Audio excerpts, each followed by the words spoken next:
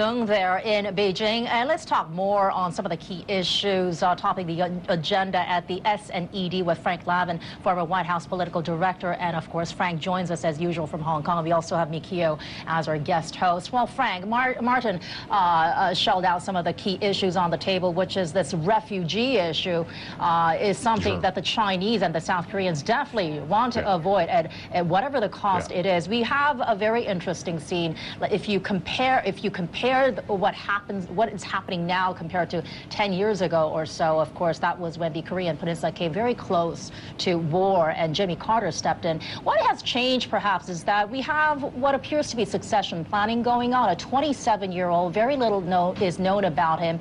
Potentially some divisions within the top military brass in North Korea. Kim Jong-il also is reportedly ill. What do you make of what is going on in North Korea, and what is going to happen next? Well, South Korea has formally stated that it is going to take action and not going to be 100% passive. The action might strictly be in the economic sphere or political sphere. Nobody's talking about a military response or an armed response. The United States has used words very similar to South Korea.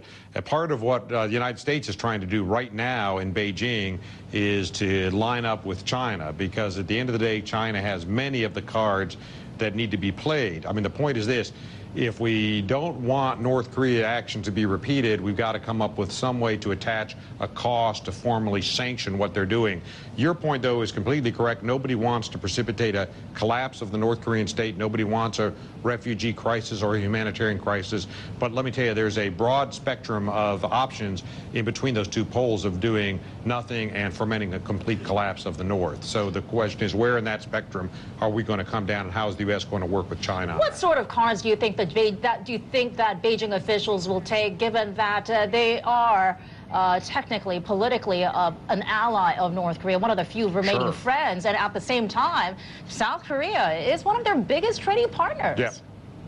You're right. They're caught in the middle. This is an embarrassment for them. They have very limited appetite, very little appetite for sanctioning or publicly stigmatizing North Korea, with whom they have a long-time relationship.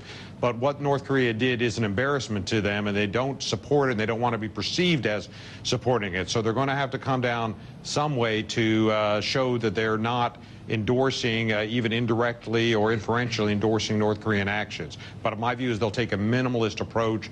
The question, I think, from Beijing's point of view is what's the least amount they can do and still appear to be collaborating with South Korea and the United States. Yeah, but Frank, this is Nicole Lavin in the United States, even as Secretary Clinton is trying to urge China to join the global pressure on North Korea. I do feel like some of this tension is still out there in terms of rhetoric, less so with the revaluation of the currency, and now to ask for a level playing field in terms of trade. Well, look, the original purposes of the strategic and economic dialogue were economic as well as strategic, and it just gotten a bit overwhelmed the last few days because of North Korean actions and the recent findings of the North Korean torpedo. But look, those core issues, Nicole, are still out there of intellectual property rights, the currency issue, conventional trade barriers, the indigenous innovation issue, which is widely seen as a protectionist initiative on the part of China. So all of those core issues are out there, and that's really the Geithner role in the SNED. Mikio? Yes, good morning, Frank. You know, I look at regional affairs mainly from a market perspective, but of course politics or the security environment is also important. And even though I'm not an expert in my take is that recently actually you have an improvement in the overall framework. The U.S.'s hand seems to be strengthening thanks to the stronger than expected economic recovery. Remember that a few months ago the Chinese leaders were expressing concerns about the safety of their investments. As it turned out, the dollar is doing good, and the economy is actually at least a lot better than the European alternative. And in Asia-Pacific, we have Japan falling back into line. You know, the Futenma issue in Okinawa has been, well, perhaps not resolved for the longer term, but at least the government has taken a decision which was to go back to the previous government decision. So it all seems to be falling back into a framework that is less unstable, that is more like the framework that we used to know. Would you agree with that, or am I a little bit off the hook? Nikeo, I think that's a fair assessment. I think you say there's been a modest uptick in the U.S.-China relations over the past few months. I think the U.S. had, over the course of last year, pushed a number of trade issues. There had been a fair amount of trade friction.